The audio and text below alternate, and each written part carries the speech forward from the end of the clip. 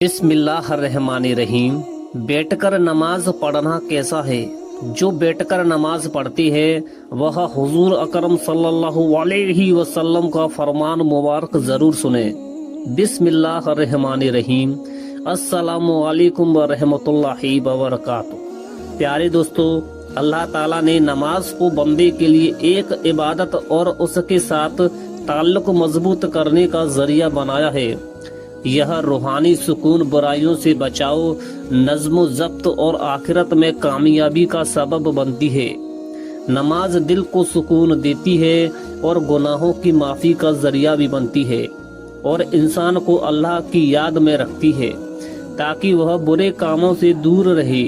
نماز شکر گزاری کا بہترین طریقہ ہے، کیونکہ اللہ تعالیٰ نے ہمیں بے شمار نعمتیں دی ہیں اور نماز کے ذریعے ہم اس کا شکر ادا کرتے ہیں۔ انسان میں عاجزی اور انکساری پیدا کرتی ہے، کیونکہ وہ اللہ کے سامنے جھک کر اپنی کمزوری کا اعتراف کرتا ہے۔ یہ دعا اور قبولیت کا ذریعہ بھی ہے، کیونکہ ہر نماز کے بعد اللہ سے مانگنے کا بہترین وقت ہوتا ہے۔ نماز جسمانی صحت کے لیے بھی فائدہ مند ہے، کیونکہ اس کے مختلف ارکان جیسے رکوع اور سجدہ جسم کو متحرک کرتے ہیں اور جسمانی نظام کو درست رکھنے میں مدد دیتے ہیں۔ نماز اللہ کے قرب کا ذریعہ ہے، کیونکہ بندہ جب سجدے میں جاتا ہے تو وہ اپنے رب سے قریب ہوتا ہے۔ یہ دنیاوی پریشانیوں اور غموں سے نجات دلاتی ہے، کیونکہ جب اللہ تعالیٰ کے سامنے بندہ کھڑا ہو کر اس سے بات کرتا ہے تو اس کے دل کو سکون، اطمینان ملتا ہے۔ یہ صبر اور استقامت سکھاتی ہے، کیونکہ نماز کے ذریعے بندہ ہر حال میں اللہ پر بھروسہ رکھنا سیکھتا ہے۔ یہ وقت کی پابندی اور نظم و ضبط کی عادت ڈالتی ہے، کیونکہ دن میں 5 وقت مخصوص اوقات پر نماز پڑھنے سے انسان میں ڈسپلن پیدا ہوتا ہے۔ نماز اللہ کی رحمتوں اور برکتوں کو کھینچ لاتی ہے، کیونکہ جو شخص نماز پڑھتا ہے اس پر اللہ کی خاص رحمت اور حفاظت ہوتی ہے۔ یہ شیطان سے حفاظت کا ذریعہ ہے، کیونکہ جو بندہ نماز کا عادی ہوتا ہے شیطان اس سے دور رہتا ہے۔ یہ قبر اور آخرت کی روشنی ہے، کیونکہ حدیث پاک میں آتا ہے کہ نماز قیامت کے دن مومن کے لیے نور ہوگی۔ یہ گناہوں کی معافی اور ان کے مٹنے کا سبب بنتی ہے، کیونکہ نبی کریم صلی اللہ علیہ وسلم نے فرمایا کہ نماز گناہوں کو ایسے دھو دیتی ہے جیسے پانی میل کچیل کو دھو دیتا ہے۔ یہ مال دولت کی برکت کا ذریعہ ہے، کیونکہ جو لوگ نماز کی پابندی کرتے ہیں اللہ ان کے گھر میں رزق میں اضافہ فرما دیتا ہے۔ یہ معاشرتی برائیوں سے بچاتی ہے، کیونکہ جو شخص نماز پڑھتا ہے وہ چوری، جھوٹ، ظلم اور بے حیائی سے بچنے کی کوشش کرتا ہے۔ یہ اللہ کے عذاب سے نجات کا ذریعہ ہے، کیونکہ جو شخص نماز چھوڑ دیتا ہے اس کے لیے سخت وعید آئی ہے، اور جو پڑھتا ہے وہ اللہ کی پناہ میں آ جاتا ہے۔ یہ دل کی سختی کو ختم کرتی ہے، کیونکہ اللہ کا ذکر کرنے سے دل نرم ہو جاتا ہے اور بندہ اللہ کی محبت میں آ جاتا ہے۔ یہ دنیا اور آخرت کی کامیابی کی کنجی ہے، کیونکہ جو لوگ نماز میں پابند ہوتے ہیں وہ دنیا میں بھی کامیاب رہتے ہیں اور آخرت میں بھی جنت کے مستحق بنتے ہیں۔ نماز اللہ کی طرف سے ایک عظیم تحفہ ہے جو بندے کو مسلسل اس کے رب سے جوڑے رکھتی ہے، کیونکہ نماز چھوڑنا منافقین کی علامتوں میں سے ہے، اور جو شخص اخلاص کے ساتھ نماز پڑھتا ہے اس کا دل ایمان سے بھرتا ہے۔ یہ عزت اور وقار میں اضافہ کرتی ہے، کیونکہ جو بندہ اللہ کے سامنے جھکتا ہے اللہ اسے دنیا میں عزت اور آخرت میں بلند مقام عطا کرتا ہے، اور یہ صراط مستقیم پر چلنے میں مدد دیتی ہے، کیونکہ روزانہ 5 وقت اللہ کے حضور حاضر ہونے سے انسان کو اچھے اور برے راستے میں تمیز آ جاتی ہے۔ یہ بے خوفی اور حوصلہ عطا کرتی ہے، کیونکہ جو شخص نماز پڑھتا ہے وہ اللہ پر بھروسہ رکھتا ہے اور کسی بھی مصیبت پر گھبراتا نہیں ہے۔ یہ سچائی اور دیانتداری को फरोग देती है, क्योंकि नमाज इंसान को हर हाल में सच बोलने और ईमानदारी इख्तियार करने का सबक देती है। यह जिंदगी में इस तरह करामत और हौसला पैदा करती है, क्योंकि मुसलसल नमाज पढ़ने से इंसान में मुश्किलात का मुकाबला करने की ताकत आती है।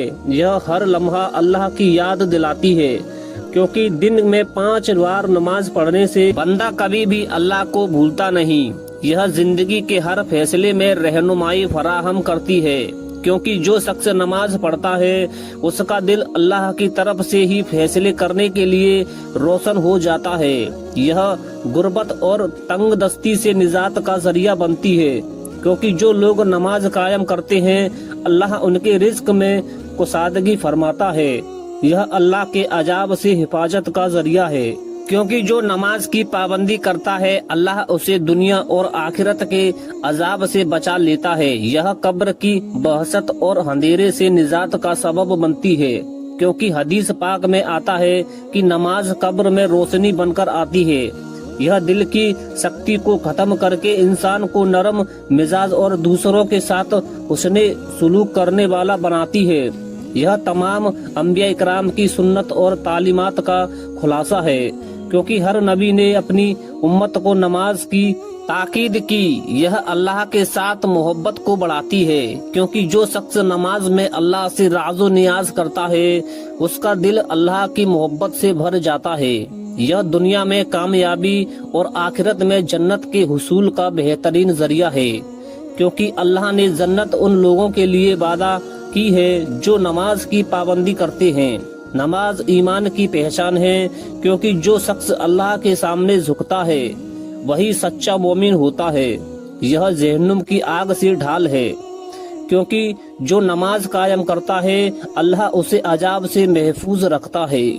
यह जिंदगी का नज़्म ज़ब्त है, क्योंकि 5 वक्त नमाज पढ़ने वाला कभी वक्त जाया नहीं करता। यह सबसे बड़ी ताकत है, क्योंकि नमाज पढ़ने वाला किसी के सामने झुकने के बजाय सिर्फ अल्लाह पर भरोसा करता है। यह गुनाहों की चट्टान तोड़ देती है, क्योंकि हर नमाज इंसान के गुनाहों को धो देती है, जैसे पानी मैल को बहा देता है।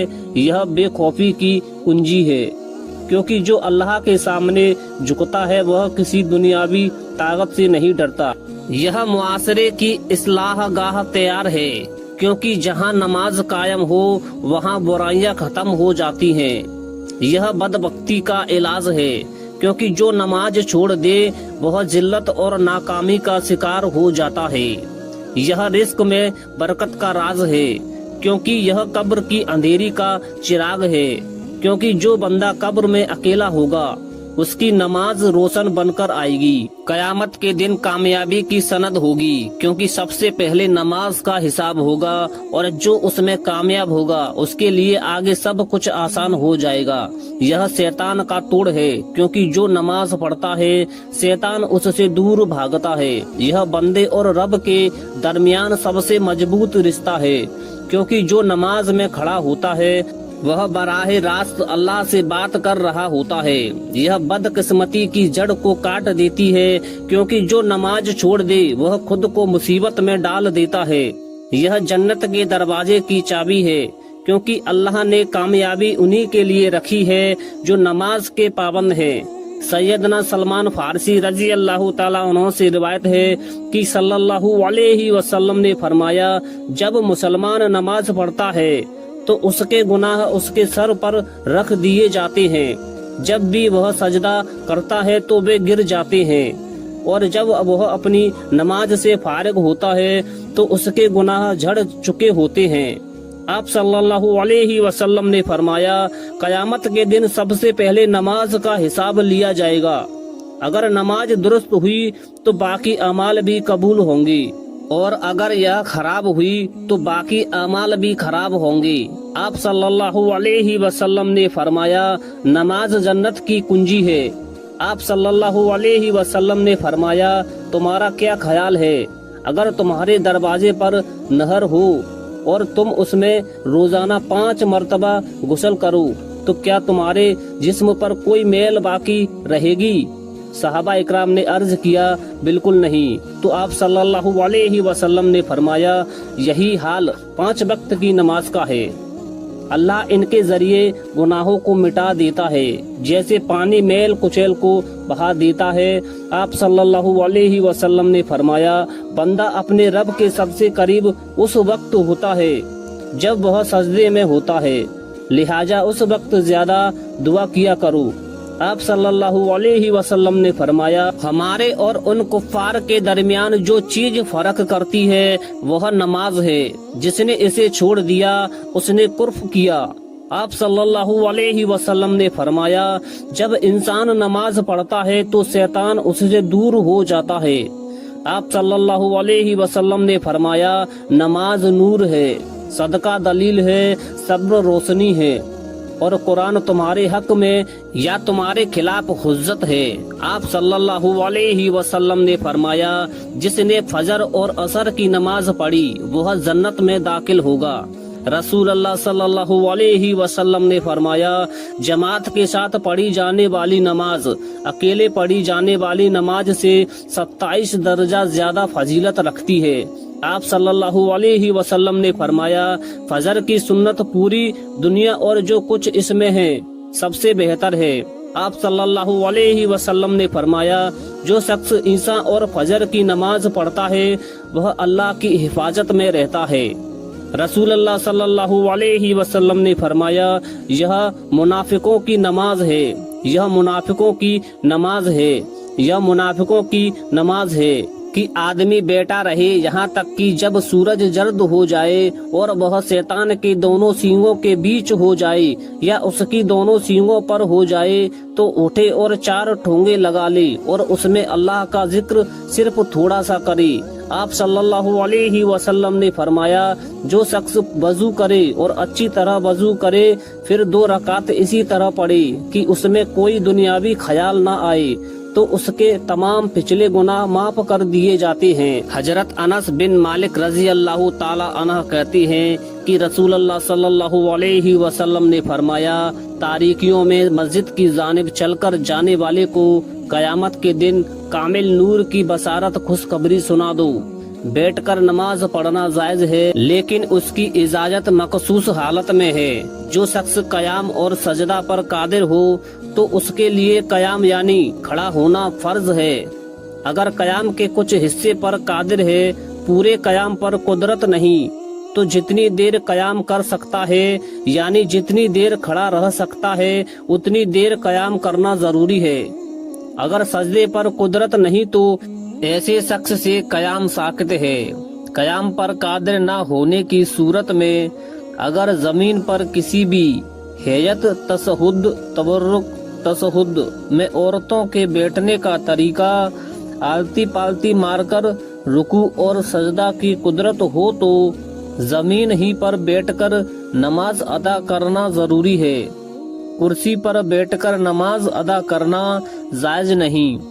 اگر قیام پر قدرت ہے لیکن گھٹنے کمر میں شدید تکلیف کی وجہ سے سجدہ کرنا طاقت سے باہر ہو جائے یا وہ شخص جو زمین پر بیٹھنے پر قادر ہے مگر رکوع اور سجدہ پر قدرت نہیں رکھتا تو ایسے حضرات کو زمین ہی پر بیٹھ کر نماز ادا کرنا چاہیے۔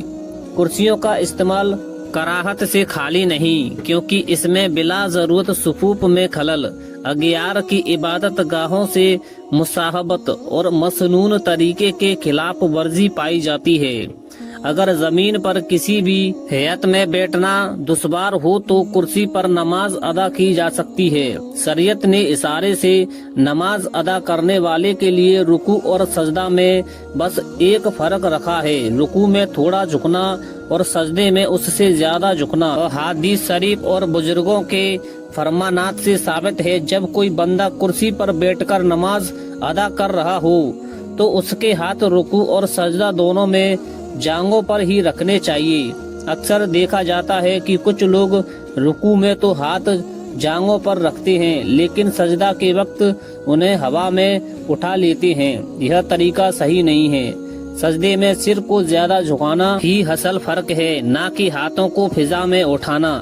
اگر کوئی سجدے میں ہاتھوں کو جانگوں سے ہٹا لیتا ہے یا ہوا میں لٹکا دیتا ہے تو یہ شریعت اور بزرگوں کی تعلیم کے خلاف ہے۔ اللہ تعالیٰ کا فرمان ہے، تجربہ تو اللہ سے ڈر جتنا بن پڑے۔ رسول اللہ صلی اللہ علیہ وسلم نے فرمایا، کھڑے ہو کر نماز پڑھو، اگر اس کی طاقت نہ ہو تو بیٹھ کر، اور اگر اس کی بھی طاقت نہ ہو تو پہلو کے بل لیٹ کر پڑھ لو۔ بیٹھ کر نماز پڑھنا شرعی طور پر جائز ہے، مگر صرف اس وقت تک جب باقی ہی کوئی معقول عذر ہو۔ بغیر اس کی وجہ کے فجر نماز بیٹھ کر پڑھنا درست نہیں، لیکن نفل نماز بیٹھ کر پڑھ سکتے ہیں، چاہے صحت مند ہو۔ اللہ تعالیٰ سے دعا ہے کہ آپ کی زندگی میں خوشیوں کا سما کرے، آپ کو ہر مشکل میں آسانی دے اور آپ کی تمام دعائیں قبول کرے۔ ناظرین، کمنٹ باکس میں اللہ تعالیٰ کے 99 ناموں میں سے ایک نام ضرور ٹائپ کریں۔ ملتے ہیں ایک نئے ویڈیو کے ساتھ، تب تک کے لیے اللہ حافظ۔